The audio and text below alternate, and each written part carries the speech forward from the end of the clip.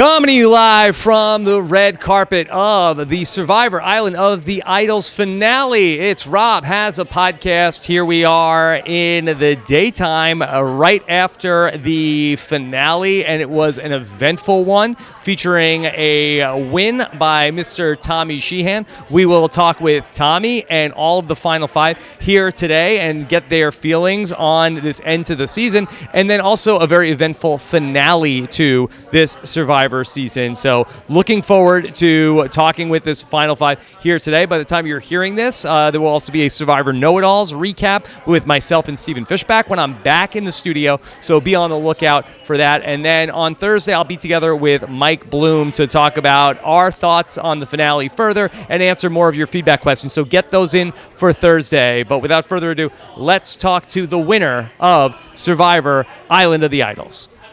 All right, we are here with the winner of Survivor Island of the Idols, Tommy Sheehan. Tommy, congratulations. Thank you. I got it right up here.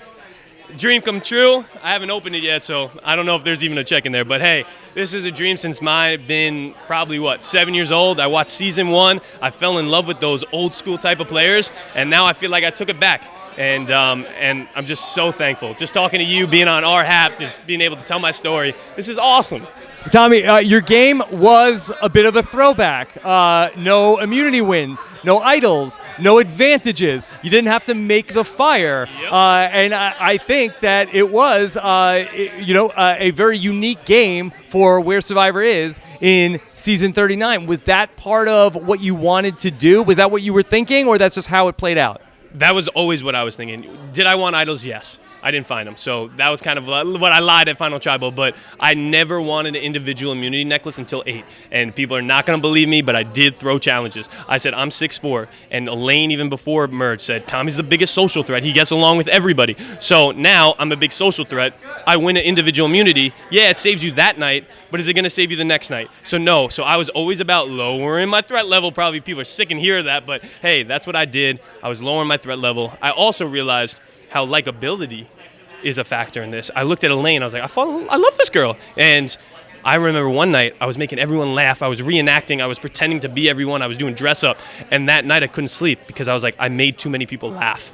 I said, so tomorrow, you are not going to talk to people. You're going to lay low because you're too likable. So my game was always about checking myself. And what Mike Bloom just said, it's been 20 seasons, 10 years since somebody has won without an individual immunity and advantage in this. And you know what I'm pumped about?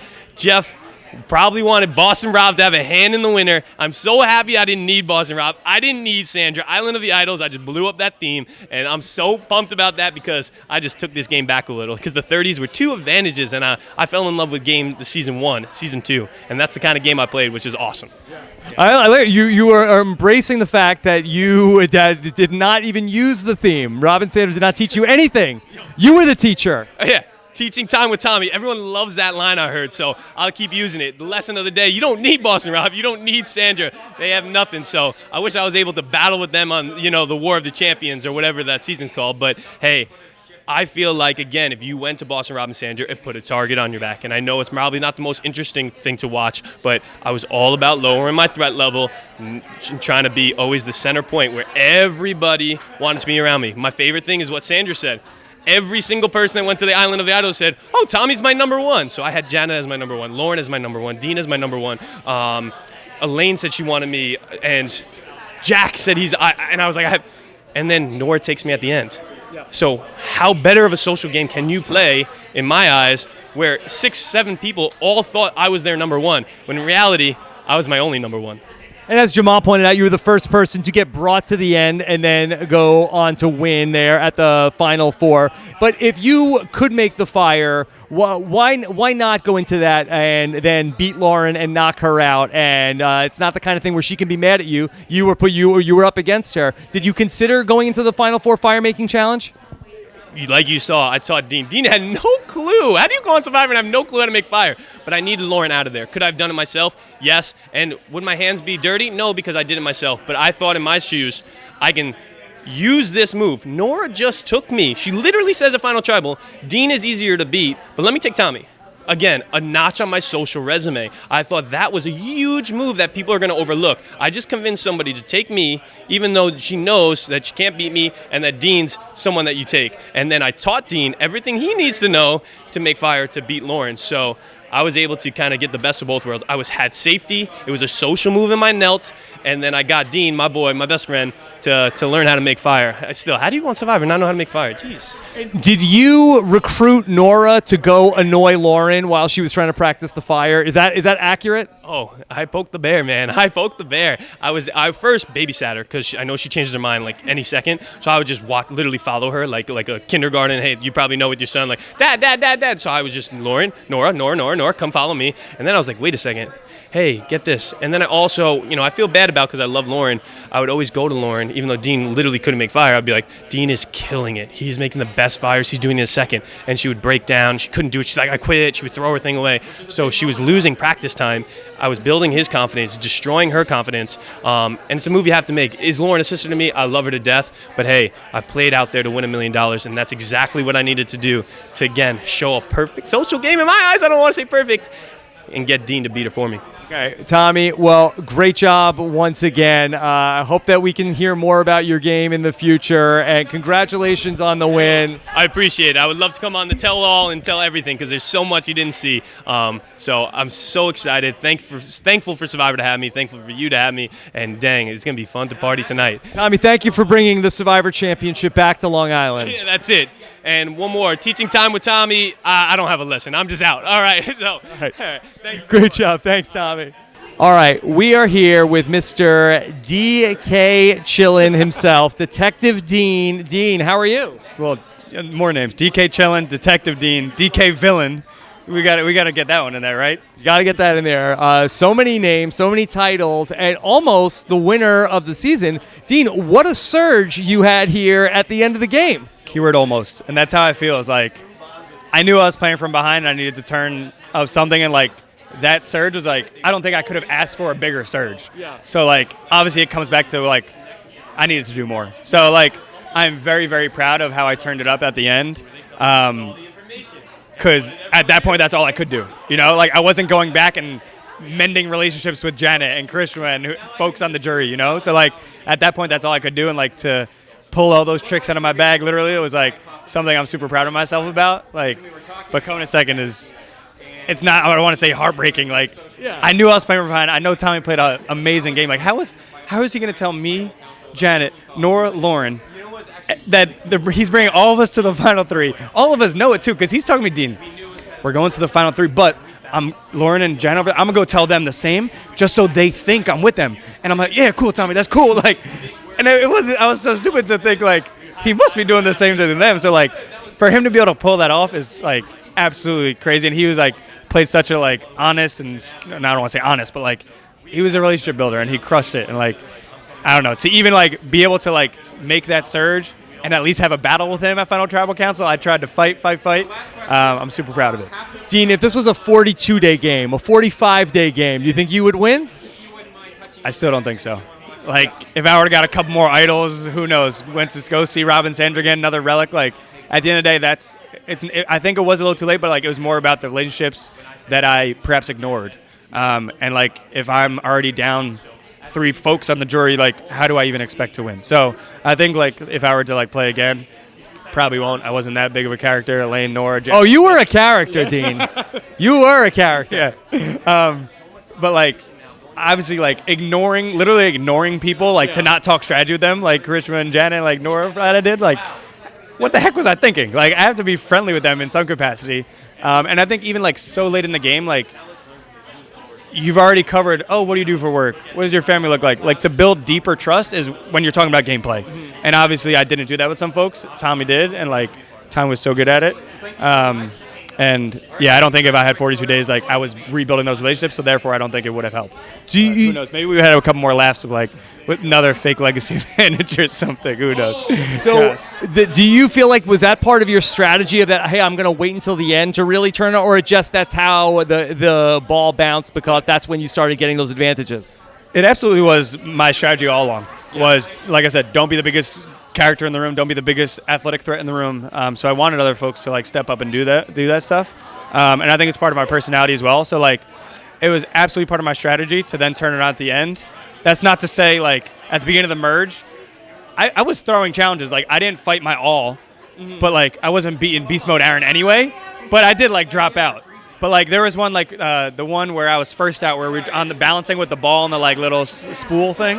Yeah. Like I was first out and I was actually trying. So like I think it just all timing came together and like I knew at this point I needed to be aggressive and I tried to. I forget the question, but yeah. So you tonight were debating between, okay, I could either idle nullify Janet out of the game, or I could not use that, or play an idle and then save Janet and knock Lauren out of the game. You ultimately decided to use the idle nullifier on Janet. Was it close at all? Did you really go back and forth on that? The editors do a great job, but it wasn't close at all. Janet, everyone knew.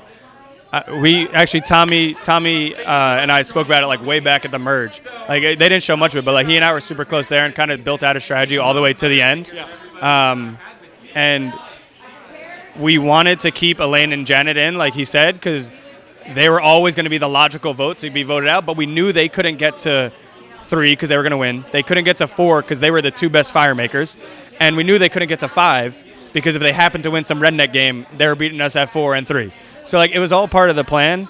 And, like, Lauren, yes, is an obvious social threat. But I personally, I think Tommy and Nora all absolutely had a way better chance at making fire against Janet against Lauren than Janet. So Janet was an obvious nullifier. Like, and when I was sitting there with Rob and Sandra, I was like, we saw her through the woods the other day. Wow, like, this is awesome. Like, hopefully this flips on. Yes, it did. And rest is history. If Tommy and Lauren got to the end, would Lauren have won the game? So when I was out there, I absolutely think so. That's why I teamed up with Tommy and at times was willing to get Lauren out, but not necessarily Tommy. I felt we were always vying for the jury and tribal lines were still split. So I felt like those folks had Vokai in their pocket. I was fighting for my Lyro people, but Lauren had a better relationship with like Missy and Aaron on the Lyro side than Tommy did. So if I were to be in the finals against Lauren, I would have a more difficult shot. That said, after Tommy's performance at Final Tribal Council, I felt like he was like super articulate, like gunning for you down your throat. Like I feel like he could have, I don't want to say like had his way with Lauren, but I think he could have bullied her a little bit just because their moves were so tightly aligned. Okay, Dean, I got the wrap-up signal that you got to run. You had a great finale, a great run, and you were very fun to watch play on this season. And really appreciate you making some time to talk to us. And all the best. Can you real quick? What happened to the Nikes? I still couldn't find them. Nora took them. I actually did. We did find them, but I couldn't actually reach them. So Tommy had to go reach them for me when she did them. I was thinking about wearing Nikes, but I don't want to be too outlandish. But, okay. Yeah, all right. Just remember, like, always split the vote, even if you say it in front of people. Like, it's the most logical thing. Duh. Come on. There you go. All right. DK chillin'. All the best, okay? Thank you, Rob. I appreciate it. Okay. Hi, Nora. Yeah, come on. Come on. Video. Yeah, is that okay? Can we hug first? Yeah, sure. Thank you, Nora. Okay, come on over here. Come on. To all your podcasts. Before this season, I did not know your podcast at all. Yeah. And since then, I've spent dozens of hours listening to you and enjoying. I literally will. I see what people love so much about this. You make the game extended, and it needs to be because these little glimpses are not enough. We need this to always continue. That's all I. Okay, Nora. All right. Wow. Preach, Nora. Okay. Nora. All right. We are here with Nora, and Nora just gave us a great commercial for Robin. I need a T-shirt too. Maybe a crop top. I'll wear it at yoga. Whatever you need, Nora. We'll get it. We'll get it for you. Nora, I really wanted to believe. At the end, I was sitting there in the rooms, and I'm like, Nora's going to do this. Nora's going to pull this off. I was trying so hard to manifest it into existence. That means so much to me because I've heard you speak all over this game and who you really think can do it. And I didn't feel that I was one of those people that you felt I didn't. capable of doing it. So that makes me feel so cool that I turned you around. I didn't think that you could, and I was really hoping that I was wrong, and I was hoping for nothing more tonight than to talk about how you were the winner. You won in the final 3. I really thought that you had a good shot, and then I was waiting for somebody to write down a Noura vote. It was tough for me to see that, but you have to realize where you're at in the game at that moment, and with Tommy and Dean, like they even said it, they kind of are like this. And it's easier to go with this than, What's Noura? What is she doing? Is there a rhyme to her reason, a reason to her rhyme? I didn't do a great job at defining my game at the end. I felt like I was really on a defense to explain myself. And I didn't have cheerleaders in there being like, dude, Noura, freaking annihilate these guys. Put them together. Your game is so much more comprehensive. It's the most diverse and well-rounded in outwit, outlast, outplay. So go for it, girl. And instead, I let the jury beat me down. You don't see some things, and it was just kind of like they made you believe, yeah, maybe you don't deserve it. And then when you start to entertain that and let them get in your head, you see my body language, you see me shut down, and then you're just like, where'd Noura go? Do you feel like that's what it came down to, that you felt like that you weren't as demonstrative in the final tribal council of pounding the table and say, I am authentically who I am. These other guys lied to you. I never did. That's true. The issue is the game of Survivor has evolved. People want the strategists. They want the ones that are like, I did this and I put this hit and I did this move and we did this and we orchestrated that. I blindsided that person, da-da-da. That's where we've gone. People are not looking at like the Denise player that's so well-rounded in all those areas. Like, it's like they don't care anymore. I mean, you see it when you go out there day one. No one's building shelter. And if they're building it, they're not building it properly, and they're sitting around like talking about game. And you're like, guys, that's why you see me so frustrated talking about coconuts and rituals that will help us in our day in and day out. People don't give a shit. People just want to sit around and game. And so that's the thing. This is a game of gamers. Even if I had deliberated perfectly, I don't think I would have turned them around because they respected the gamer that Tommy and Lauren were. And then when Lauren's gone, it's just Tommy. And they saw Dean as like, the way I was trying to paint him that last night. He's following the numbers. He goes to the safe move. He could have pulled that Tommy move, man. And I knew he was going to. I told the girl, I'm like, he's not going to do it. He's not going to do it. And then I've got to backpedal. A lot of my game I could have gone home so many times, and he was a lot to do with that on that second half of the game. Noura, I could listen to you talk all day. All day.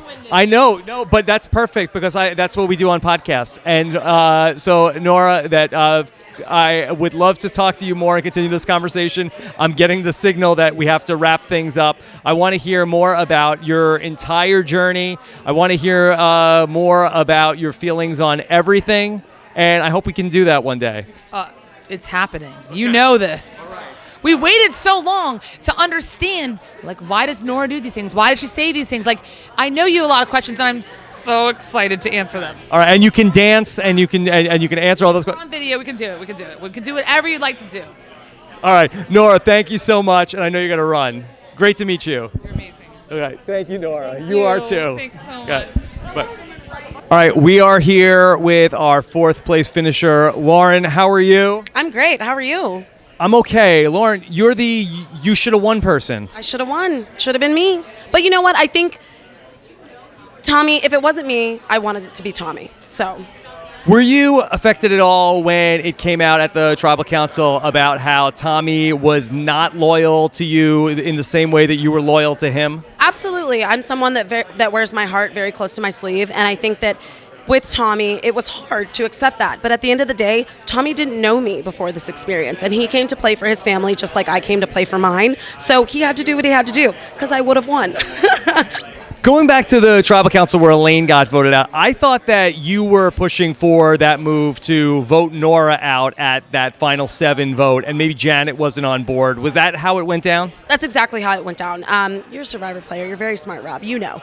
But yeah, Janet also had a deal with Tommy. So I felt like I couldn't ever come to her and be like, hey, we need to do something. We need to shake this up. And I think, Nora's normal. It's fun. We had to keep her around. It is what it is. Was there any consideration for Dean or even Noura in the final three, or were you Tommy from the jump?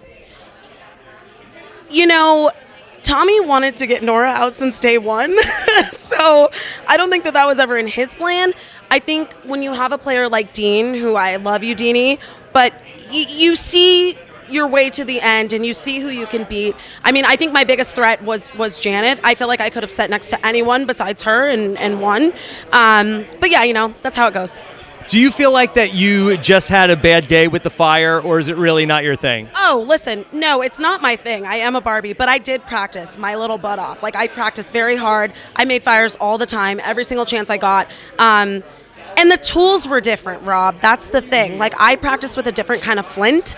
However, you know, it is what it is. Like, I just think it was a bad day. I made 6 fires that day. And literally was like, I got this, I'm in it. And I actually wasn't nervous, but that's all she wrote. If you had one thing that you look back on that you wish you would have done differently in the game, do you know what that one thing is? To be honest with you, Rob, I wouldn't do anything differently because I wouldn't have made it as far as I did. Yeah. I think if I go back for second chances or something like that, then I might do things a little bit differently, maybe be a little more cutthroat. But I'm proud of myself. I'm proud of what I did. I'm proud of sleeping outside for 38 days in one dress that I really wanted to change my outfit, Rob, and I couldn't. You've really been sort of, put out by Jeff Probst as the person who was the kid who watched this game for so long and then came out here to go and eventually play it. And it's sort of like, hey, look at Lauren. You could be, he said it a couple times, even not even on the taping. What is that like to have that put upon you? To have someone like Jeff Probst that you look up to say that you can do this and this is something that you're capable of is unreal. And to know that I was that little kid that idolized these people, Rob, Sandra, Sari, everyone. Like, it's amazing to me. I mean, last night we were all out to dinner and Sugar came up and all these different people, Abby Maria, and I'm like, I get to take pictures with these queens? Are you kidding me? Like, it's an out-of-body experience, and I'm so grateful to Jeff for allowing me the opportunity to live out my dream. Lauren, we don't have a lot of time with you. If there's one thing that the fans should look at, what was your signature move in the game that we should be even more excited about talking about? My signature move in the game was running the game.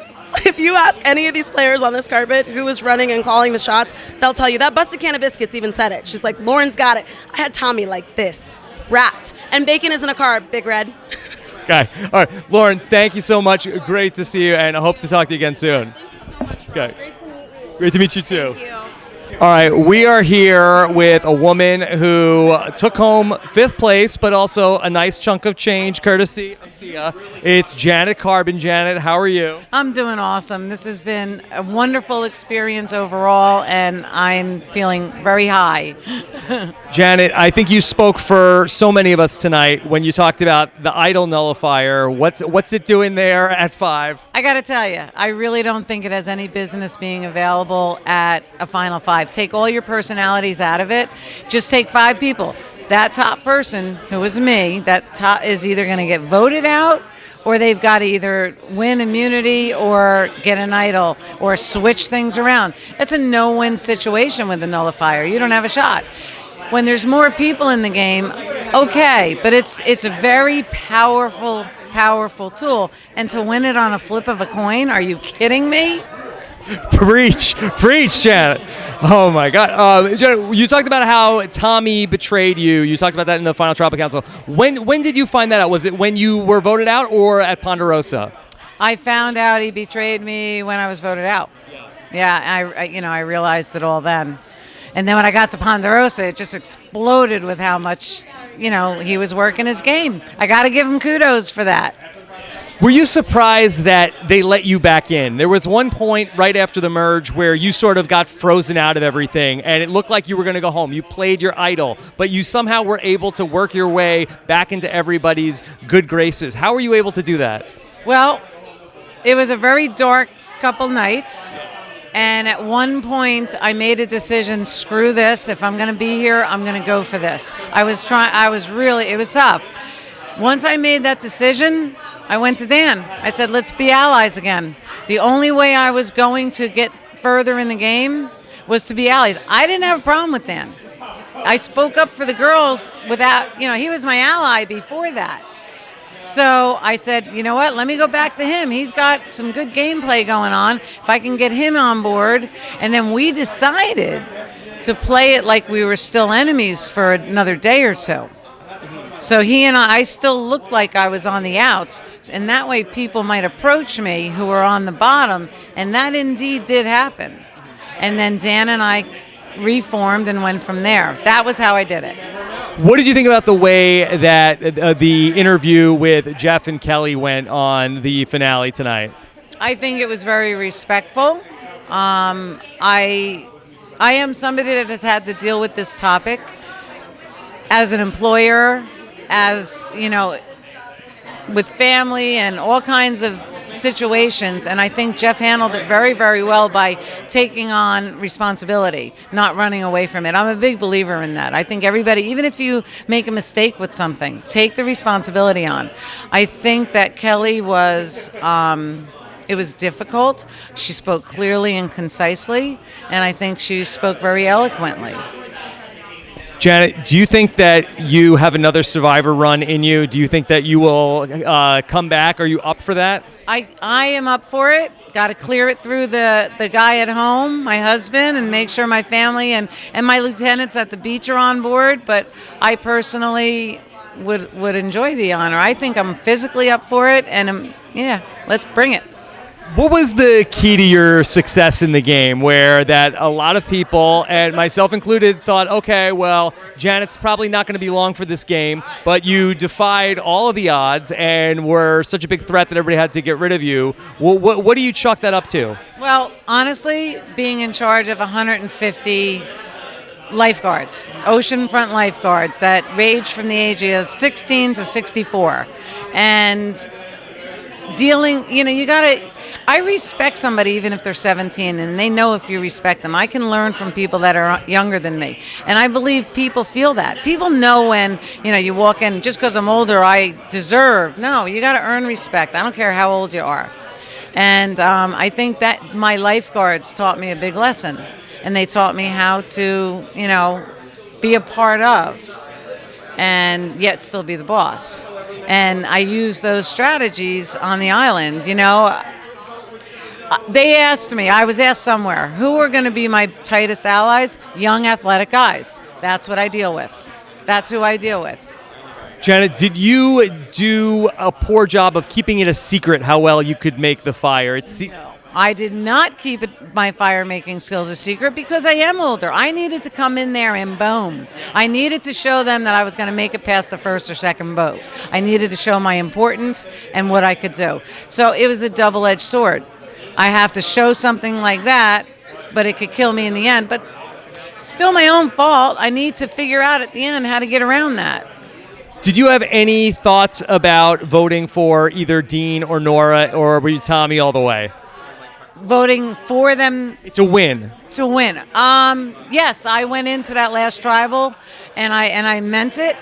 And I said, the answers to your questions are going to be based on my moral compass. And if you do that, that's who I'm giving my vote. And Tommy got it. So. If it wasn't Tommy, who was it going to be? Probably Dean. Probably Dean. He had better gameplay, but at the end. Have you given any thought to, if you did play again, what you would change up? I can't tell you that because I have thought about that. And if I go into another season, I don't want them to hear me say what I would say. Okay.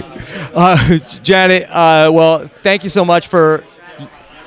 Smart. Janet, thank you for making some time to talk with us today. I know you were, such a role model that came up on the show tonight, and I really got that when during the middle of the season when everything was getting so crazy, especially on social media, that you were somebody who really went to bat for the members of your cast who were getting a lot of hate, and I felt like that was the same thing, the same impulse that led you to protect Kellee. Yeah, well, nobody deserves to have hate mail. You can be upset with somebody, but if they're owning it, which they were, it's a mistake. It may be a bad mistake. I'm not saying there's levels of mistakes, but they were owning it. Hate mail is not acceptable to anybody, for me. Janet, thank you so much, and great to meet you in person. Thank you. Take care. I am very pleasantly surprised that we have the chance to talk to Kellee Kim here tonight. Kellee, how are you? I'm good. How are you? Is this a lot less pressure, or is this as pressure-packed as being on the stage talking to Jeff earlier tonight? Pressure in different ways. I listen to your podcast, so I'm definitely like a little bit nervous to be talking to you. So about the same, yeah. Anyway, Kellee, I thought that the show really did a great job to address everything that went on with you during the season. And I thought that you were incredible up there talking about where you're coming from and helping to explain to people who may not understand exactly what this was all about. So I just want to say kudos to you and again, echo what Jeff had to say about your bravery throughout this whole ordeal. Thank you. I appreciate it. It's kind of been a crazy experience, and I think the last 9 months have been very difficult in a lot of ways. And, to feel heard and believed by Jeff, who really leads CBS and Survivor, it means a lot, right? Because I think that we can put these policies and procedures into place that I have asked for and suggested, but unless there's intent behind it, unless there's responsibility taken, like those policies and procedures are just words on a page. Were you involved at all in crafting what the new policies that CBS put out this week came to be? Yeah. So, every single one of them actually. It was really important to me that there were these specific things that were put into place so that what happened to me wouldn't happen to someone else. And it was important that there is a third-party professional, that there are these policies and procedures. When something like this happens, like, we know what to do, we know where to go, and there is a zero tolerance policy for something like this, because I don't want anyone else to have my experience. Yeah.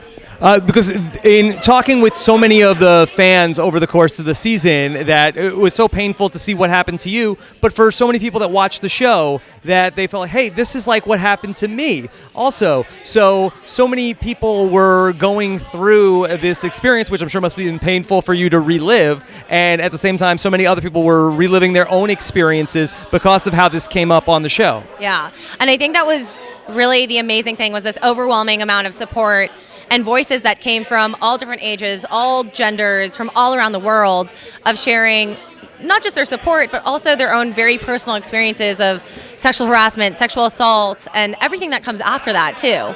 And I think in many ways I wanted to just sort of like collapse, but in hearing these voices, I realized that I couldn't do that. It would be doing injustice not just to my voice, but the many stories that had been shared with me. Can you tell me how that segment came to be tonight? Is that Jeff's idea, or are you talking it through with production about how to handle this on the live finale? I would say that over the last week, it's been a work in progress. I was very worried that I wasn't going to be able to speak openly in a format with an audience and, people to hear what I was saying. And after going through something like this, it's so important to be supported and believed, but then also to have a voice, to be able to tell the truth of what happened. And so it does mean a lot that I was able to have the opportunity to do that. I do want to ask you a question about your jury vote, unless there's anything else that you have to say about how everything was handled tonight. I'm assuming you were one of the votes for Tommy, correct? Were you tempted at all to give a vote to Dean, considering that you guys had the mutual friend from outside of the game? I would never vote for someone because we had a mutual friend. For me, it was really about sitting there and listening to what people are saying and what their strategies were. And Tommy really played an amazing social game. I'm a little bit of a Survivor purist, and so I loved the fact that he never had an idol, never had an advantage, never won immunity, it was taken to the end, didn't even have to make fire, and I have to respect a game like that. That's amazing. You pulled off maybe the most ambitious move of the season when you ended up getting Jack voted out of the game and having Dean play that idol. And of the many bad things that came out of this season, I feel like that very ambitious, bold move really has sort of gotten lost in the shuffle. Yeah, which is unfortunate. Yeah, I mean, it was super cool to do. I think that's the cool thing about having constraints around things, and it was very bold. It was very bold, and people like to say I made a move too soon, and that is all potentially accurate and arguable, and but it was fun. It was fun, and I really feel like strategically, maybe the high point of the season. That was really great to get to talk about. Yeah, it's funny because people sort of attribute my vote out to that move. Everything in Survivor is slightly linked, but I think there were a lot of other things happening that contributed to it. To say the least. Yeah, and so I think it does suck to go from a move like that and be like, I could have just lasted one more to make sure that, the move was separate from my vote out. Yeah. Did Noura have a chance in the final three? I really went into it with an open mind. If Noura, gave a good explanation for her strategy, like that was what was most important to me. I think some people look at immunity wins and things like that, but for me, the strategy is the most important. Like that's what makes this game so amazing. Kellee, would you consider playing Survivor again, or is just this whole experience something that you would like to put behind you? I was just saying that Survivor came at this amazing time where I was in business school. I was able to take 2 months off, and I just started a new job and all these different things. And so, never say never, but it's really would depend on timing. Okay. All right, Kellee, thank you again. It was great to get to talk to you in person. And really, again, thank you for everything that you've helped put in motion out of these really terrible circumstances in this season. Thank you. And thank you for all of your podcasts. I thought that it was a very well-rounded way of explaining what happened and discussing the issue in a really responsible way. So I really appreciate that, Kellee. Thank you so much. Yeah, no problem. All right, so there you have it, the final five, and Kellee here live after the finale on the red carpet from the Island of the Idols. Again, thanks to everybody who stuck with us throughout this season. It was a very wild ride for us as far as the podcast is concerned. So thank you guys so much for your support all through this season. We still have a lot to do. I will be back with the great Mike Bloom. Mike, you want to come over here? You want to preview?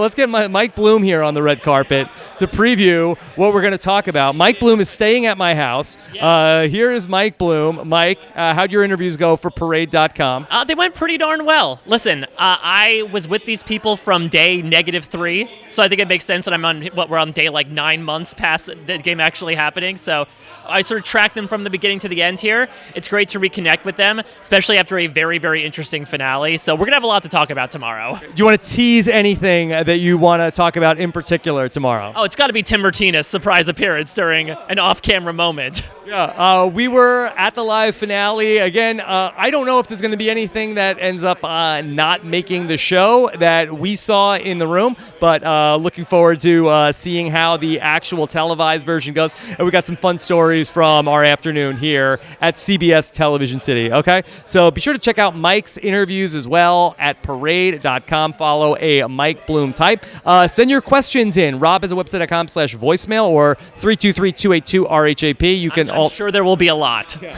So we will hear from you guys tomorrow when we wrap this up. Also, maybe we will have some stories from later on tonight to share as well. So thank you again. Thanks so much to Scott St. Pierre for putting this all together. And from outside the Island of the Idols finale, I'm Rob Cesternino. Take care, everybody. Have a good one. Bye.